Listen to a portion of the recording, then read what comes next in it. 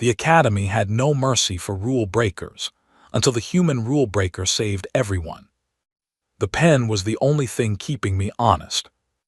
Not the 5 alien judges staring down from a bench so high it could double as a cliff. Not the charges being read aloud in 3 languages, 2 of which had more syllables than I had excuses. Not the fact that my continued presence on this station, and maybe my planet's continued presence in the Concord, was being decided in a room that smelled like ozone and bureaucracy. The pen. It had rolled off my table during intake 40 minutes ago. Nobody picked it up. The floor had a 0.3-degree tilt. I had measured it with my eyes because I had nothing else to do, and the pen had been traveling 6 inches across polished alien stone while 3 species decided what to do with me. I watched it reach the wall. The head adjudicator, a Cathali named Vendorith whose species communicated partly through color shift, was currently a shade I had privately labeled bureaucratic beige. It meant displeasure. I had learned their color language in my 2nd week, which was also the week I had committed my first violation. Cadet Marcus Vell, Vendorith said. Violation of Engagement Simulation Protocol 7C, the prescribed 9-move defensive formation, was abandoned in favor of an unauthorized 2-move solution. Both teams running the 9-move solution did not make it, I said. My team did. The solution was outside prescribed parameters. The outcome was not. The color deepened, something closer to burnt orange, not good. Violation of Xenobiological Lab Containment Order. You released a Class 3 specimen without authorization. It was dying in those containment conditions. I checked the biology, fixed the environment, and it lived. That took 11 minutes and a supply closet. It was unauthorized. It was alive. I could feel the room shift. Not dramatically, these beings were too composed for drama, but the way air shifts before something decides. Sarath Vin was standing 3 meters to my left, top of the cohort, Cathali, 7 fingers, 7 feet, and the kind of calm that comes from never once in your life having done anything wrong. He had requested to be present as senior cadet witness. The Academy allowed it. I was not sure if that was a formality or a preview. The human is a liability, Sarath Vin said. His voice had no edges. It was just information. His presence reflects on the Concord's decision to admit his species. That decision is already contested. I picked up the pen. I put it in my pocket. Noted, I said. The warning was clean and simple. 1 more incident and I was done. Earth's provisional Concord membership would be flagged. A formal notation would follow me out the door.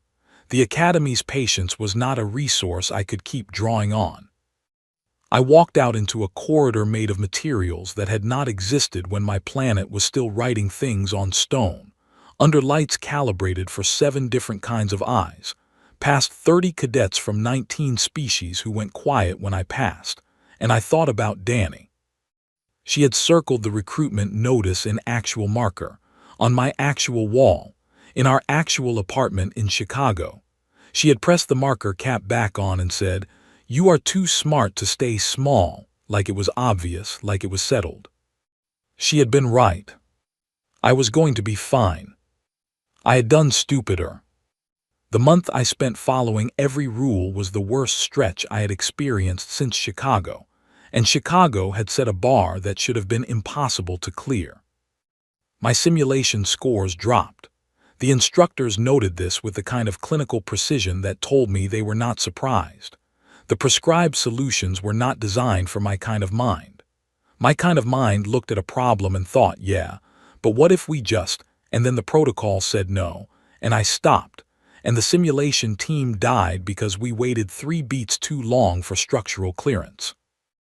I watched Sarath Ven run the same simulations, and it was like watching architecture move. Every decision inevitable, every sequence airtight. He left nothing to chance because he had anticipated and eliminated chance before it could arrive. I watched him and thought, What happens when chance shows up anyway? I did not say it. Instructor Feval's seminar on contact history was the fourth Tuesday of that month. I knew it was coming. I had prepared the way you prepare for something that is going to hurt regardless, methodically, without feeling, with the specific goal of getting through it without leaving evidence. Feval walked through the timeline, the Skethri approach, Earth's vessels failing to follow first contact protocols, the signal misfire read as a hostile gesture. An instructive case, Feval said, in the tone of someone reading atmospheric data, of what occurs when protocol gaps are not remedied before contact situations arise. 41 Skethri, 11 humans. One of them had signed up because her little brother needed to believe something was worth the effort. I was looking at the pen in my pocket. I said nothing. Sarathven glanced at me once. Something moved in those color gradient eyes, not sympathy exactly, but a kind of recognition, like he had registered weight. Then it was gone and he was looking at the display again, and Feval was moving to the next slide. That night I sat on the observation deck, 4 moons, none of them mine. I did the math I always did. Follow every rule, climb slowly, maybe reach a position where that kind of thing happens less often. Or be myself, get expelled, go back to a planet one diplomatic incident away from being locked out of everything that matters. I went to bed. I followed the rules. My ranking dropped 2 more places. Sarathven said nothing about it. That was somehow the worst part. Each simulation felt like wearing someone else's shoes. The fit was close enough that you could walk, but wrong in every step. I knew what the protocols were designed to do. I understood the logic underneath them. The problem was not that I thought they were built badly. The problem was that they were built for situations that stayed inside the lines, and every time I looked at a simulation scenario, my mind went straight to the one thing that was not inside any line. The gap, the variable nobody had anticipated, the place where the prescribed solution ended and the actual problem kept going. I kept my mouth shut. I ran the protocol. I watched my team take the slower, safer, approved path and arrive at outcomes that were technically acceptable and, in my gut, completely wrong. There was a cadet named Owen Grast, a Pelosian in my combat theory cohort, who had noticed the change in me. Owen was 6 feet wide at the shoulders, looked like a wall that had developed opinions, and had the observational instincts of someone who had grown up in environments where reading a room was a survival skill. He found me in the equipment bay one evening, while I was running maintenance checks on a systems panel I had no reason to be touching. "You look like a person who has lost an argument with himself," Owen said. "I am following the rules," I said. "Yes," he said, "that is what I mean." He sat on a crate and watched me work for a moment. "On my world," Owen said, "there is a word for someone who knows the right answer and does not say it. It is not a kind word." "What does it translate to?" He thought about it. "Roughly, the one who chose the safe cage over the open field." I kept working on the panel. I did not say anything, but I thought about it for the rest of the week. The thing about the academy was that it was not wrong. That was the hardest part to sit with. The protocols existed because someone, at some point, had made the wrong call and paid a price that could not be undone. The rules were built from failures. They were the accumulated record of everything that had gone badly so that the next generation would not have to repeat it. I respected that. I genuinely did. The part I could not reconcile was this. A protocol designed from the failures of the past is still a record of the past. It cannot anticipate the failure that has not happened yet. And my mind, for better or worse, was a machine for finding the failure that had not happened yet. I was not built to live inside a record of the past. I was built to read what was right in front of me. The simulation that ended things was a rescue operation. 12 cadets trapped, Cave-in protocol required sequential extraction following full structural clearance. 40 minutes minimum, standard, optimal, prescribed. I looked at the structural readouts for 8 seconds. There was a load-bearing redundancy on the eastern wall. If you pulled the 2 pinned cadets from the west at the same time instead of one at a time, the whole extraction ran in 9 minutes. 0 casualties. Clean solution.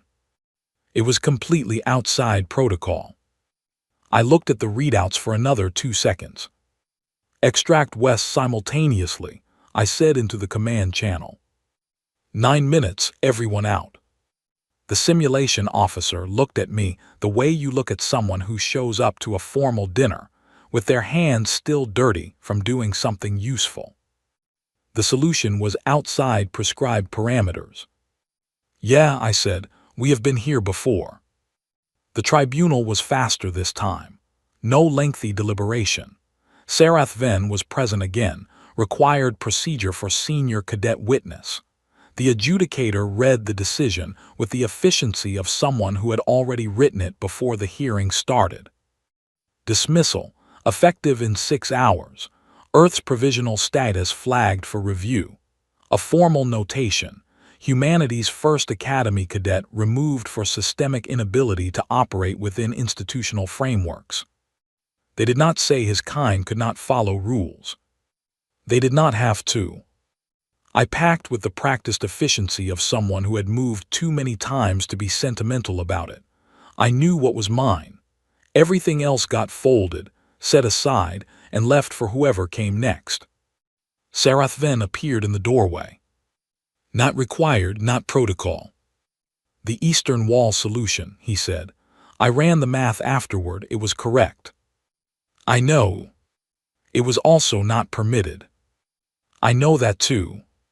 He stood there for a moment. 7 feet of someone who had never once in his life made the wrong decision for the right reason. His colors were steady and unreadable. I do not understand you, he said, not as an insult, as a fact that clearly bothered him in the specific way that an unexplained variable bothers someone who is very good at math. No, I said, you do not. I picked up my bag. The alarm went off. Not the drill alarm, not the simulation one, the other alarm, the one I had only ever heard in archival recordings, that the instructors called a theoretical contingency, that the probability models rated at less than 0.003% per academic cycle. A real one. I set my bag down. Not my problem, I thought. I picked the bag back up. I set it down again. Yeah, it was my problem. What was coming was called a Vethric Cascade event. I had read about it once, in an elective module on adversarial system design that exactly 3 cadets had signed up for. Me, a Pelori exchange student named Grev who had since graduated, and Cadet Lily Wren from Earth, the second human in the program, 2 years behind me, who took notes in 5 different colors, and had once corrected an instructor so precisely that the instructor updated the module. A cascade event was not an accident. It was a weapon. Specifically, it was a weapon designed to feed on organized, systematic responses. Every protocol action you ran became fuel. The more structured your reaction, the deeper the cascade burned. It was designed to destroy institutions by turning their own discipline against them. From the corridor, I could see Sarath Ven already commanding the emergency response. 7-point evacuation, sealed corridors per regulation, fire suppression systems activated in the prescribed sequence. Beautiful, correct, perfect. And the worst possible response to what was actually happening. The suppression system activation had triggered a power reroute that deepened the breach. The sealed corridors, the protocol-designated safe zones, had trapped 60 cadets in the lower labs. The evacuation sequence was moving people toward the failure point because the failure point was inside the designated evacuation path, and nobody had checked, because why would you? The path had been validated for 300 years. The cascade was eating them alive with their own playbook. I watched Sarathvin's colors shift to something I had never cataloged before. Not beige, not orange, something without a name in any color language I had learned. He was following the rules. The rules were making it worse, and he did not know how to stop following the rules because he had never, not once in his life, done anything else. I walked past him into the emergency systems bay. "Vel," he said, "you are expelled." "Yeah," I said, and started working. What followed was not heroic in any form that looks good on a formal record. It was 6 violations in the first 4 minutes, and I was counting because counting was the only thing keeping my hand steady. I cross-wired 2 emergency systems that had a hard prohibition on interfacing. The Academy's engineers had separated them for efficiency reasons. Those reasons were completely valid under normal conditions. These were not normal conditions. The feedback loop I built from the illegal connection bought 11 minutes of cascade suppression. It ran hot and wrong, and it ran, which was the only thing that mattered. I opened a sealed corridor without clearance. Behind it were 43 cadets, including 12 from the lower labs who had been cut off from every designated escape route. I moved them through a maintenance shaft rated for equipment transport only. 3 of the larger cadets, Owen Grast and 2 Vithrani, should not have fit. They fit. Physics is negotiable when the alternative is something worse. I rerouted power through a tertiary grid that had not been used in 2 decades because its efficiency rating was 14% below the Academy's operational standard. It ran hot. It pulled from sectors that were not supposed to be touched. It kept the lights on in the lower labs long enough for the last group to navigate out. I found Lily Wren on sublevel 4 with 8 first-year cadets from 4 different species, all of them standing in the doorway with their emergency checklists open, and their eyes doing the rapid scanning pattern that means someone is looking for something their training told them would be there, and it is not. I looked at them for 1 second. "Close the checklist," I said. "Tell me what is actually in front of you right now. What do you see?" A Kethali first year with unsteady hands said, "The left wall panel is warm. The right one is not." A Pelosian cadet named Cal Morrow said, "The floor has a vibration every 4 seconds." Lily said quietly, "The emergency lighting is cycling in a pattern. It is not random." I looked at the wall, the floor, the lights. "Follow the pattern," I said. "Left wall, then right corridor junction, then up. Go now." They went. It worked. There was a moment, deep in the last hour, when I was elbow-deep in a panel that no human hands were designed to reach, rerouting the final cascade node through a set of conduit pathways that an engineer would describe as creative, and a safety officer would describe with words I will not repeat. My hands were shaking, not from fear, from that specific frequency of grief and adrenaline that I had only ever felt once before, in Chicago, on the night I received the notification. "Danny, I thought you see this." It was not a question. I did not stop moving. The node went dark. The cascade died. I sat on the floor of Corridor 7, back against the wall, and watched my hands stop shaking. 61 cadets, the labs, the infrastructure, the 300 years of validated evacuation paths that had, tonight, become a trap. All of it intact. Sarathvin found me there. He stood for a long moment, looking at the darkened cascade panel, at the cross system still glowing with the illegal connection I had built, at the rerouted tertiary grid humming 2 levels below. "How did you know which rules to break?" he asked. I looked at him. "I did not," I said. "I knew which ones were worth trying." He was quiet for a long time after that. The second tribunal was in the same room, same floor, same faint smell of ozone, different energy entirely. 3 adjudicators had become 7. There were representatives from 4 conquered species I had not seen in that room before. An Earth liaison named Nora Fitch sat at the end of the bench looking like she had not slept in 30 hours, and was actively choosing not to make eye contact with me, because eye contact would require her to have feelings about this, and Nora Fitch was working very hard at being a diplomat right now.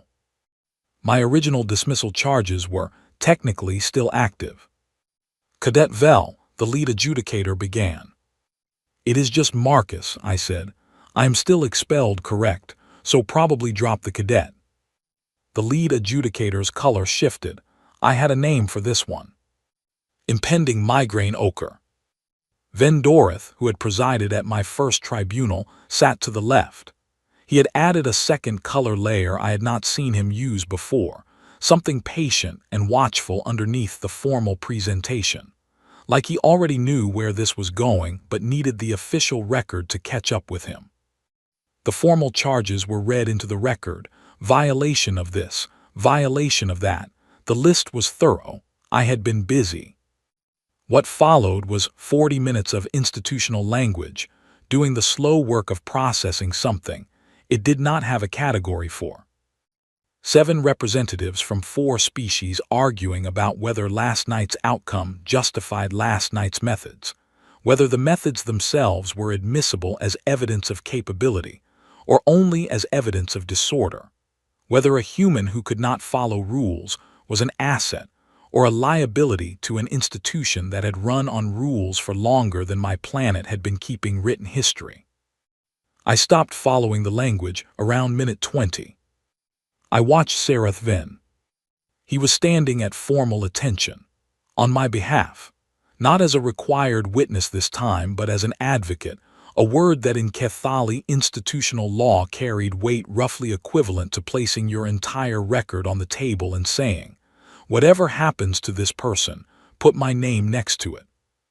He was putting his record on the table, for me. The argument he made was not that I was a good person. It was not an appeal to last night's outcome or to anything emotional at all. It was something colder and, I thought, more honest than either of those things. The Vethric Cascade event was a designed attack on systematic thinking, Sarath Ven said. It was, specifically, a weapon built to defeat institutions like this one. We survived it because one individual in this academy was not purely systematic. If we dismiss him, we are choosing to remain a monoculture of method. We are choosing to be defeatable by the same weapon a second time. I do not recommend this. He sat down. The room was quiet in the way rooms get when something true has just been said, and nobody is quite ready to answer it yet. I looked at the pen in my pocket. I turned it over once. They reinstated me. It was not gracious. It came with conditions, a new operational framework, a formal note stating that my methods would be studied rather than adopted, language engineered so the academy was not endorsing chaos but merely acknowledging a new variable. My official classification going forward, non-standard operational asset. I had no idea if that was a compliment or just a very formal way of saying they did not know what to do with me. I decided it was not an insult. Nora Fitch caught me in the corridor outside. She was carrying a tablet and a cup of something that smelled like coffee and exhaustion in equal measure. "You understand what last night did for Earth's provisional status," she said quietly. "I understand what losing 61 cadets would have done for it," I said. She looked at me for a long moment. Then she did something I had not expected from a diplomat in a professional setting. She nodded, not as a representative, as a person. "Your sister would have been proud," she said. I did not say anything. She walked away. I stood in the corridor for a moment, under lights calibrated for 7 different kinds of eyes, and I let it land. Danny had wanted this. Not the explosion, not the crisis, not the 3 tribunals and the close calls and the month of following rules that never fit. She had wanted the part underneath all of that. The part where her little brother stood somewhere that mattered and did something that was real. She had circled a notice in marker. She had been right. That afternoon, Sarath Ven fell into step beside me in the eastern corridor. We walked for a stretch without talking, which was new between us and felt, surprisingly, like progress. 3 months ago, he had treated me like a recurring systems error.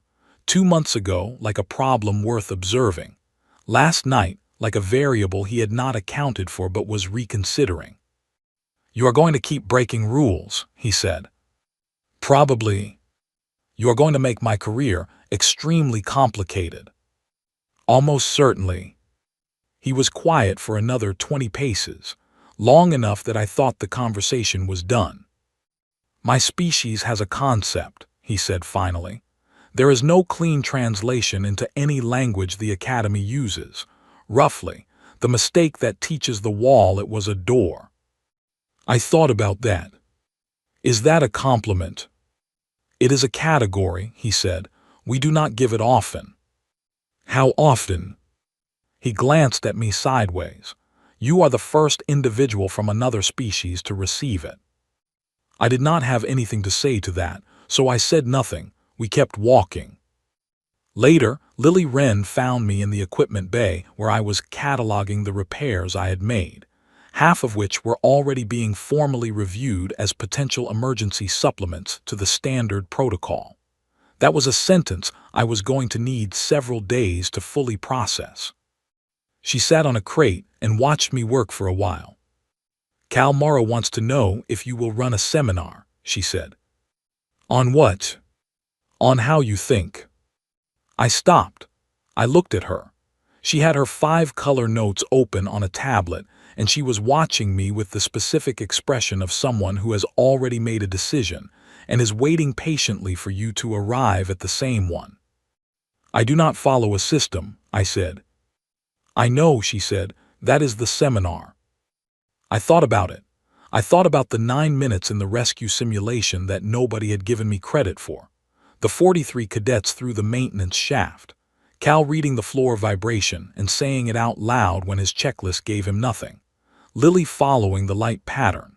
8 first-year cadets from 4 species who closed their checklists and used their eyes because someone told them it was all right to do that.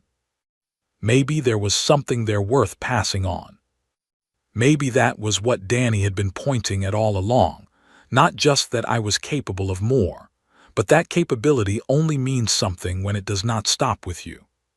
"Fine," I said, "but it is not going to look like a normal seminar." Lily smiled, I assumed. Owen Grast appeared in the bay doorway a few minutes later, apparently having followed Lily at a distance in the way. Large people sometimes follow conversations they want to be part of but will not admit to. "I want to be in the seminar," he said. "You do not even know what it is yet," I said. "It involves not dying," he said. "Last night confirmed my interest in the subject." I looked at him. I looked at Lily. I looked at the equipment bay around me, at the crossed-wired panel still tagged for formal review, at the tertiary grid connection that an engineer named Ben Holt had spent the morning photographing from 6 different angles for a report he was apparently very excited about. Something was starting here. I could feel the shape of it even if I could not name it yet. That night, I went back to the observation deck. 4 moons, same as always. None of them mine, but I had stopped needing them to be mine somewhere in the last few months without noticing exactly when. I talked to Danny the way I always did, not out loud, not formally, just in the direction of things she would have wanted to see. I told her about the Cascade node, about the maintenance shaft and Owen Grast fitting through it on sheer determination, about a 7-foot alien who had put his career record on the table for a human he had spent 3 months treating like a recurring error, who had told me I was a category his species had never assigned to another species before. I told her about the pen.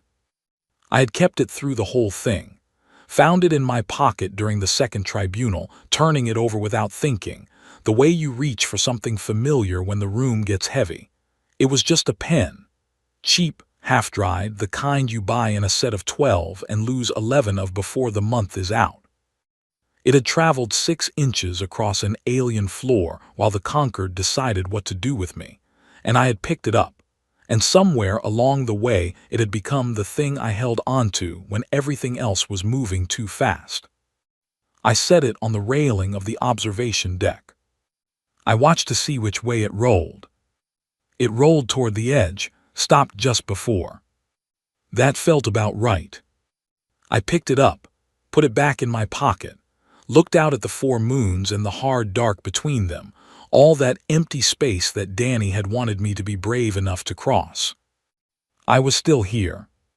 Tomorrow I would probably break 3 more rules and save something else by accident, and Sarathvin would add a new notation to his file, and Nora Fitch would stop making eye contact with me again, and the Academy would need another 3 meetings to decide what to do with a human who could not be categorized and could not be dismissed and kept showing up anyway. The Conquered had admitted humanity on a provisional basis. They were going to need to update the paperwork. I was not going to make it easy for them. I was not going to make it anything other than honest. Danny had circled a notice in marker and said, "You are too smart to stay small."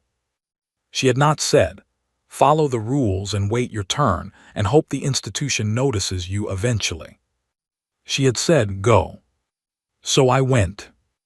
And I was going to keep going, one duct tape solution at a time, until the Academy ran out of categories for me, or the universe ran out of problems I had no business solving. I was betting on the universe running out first.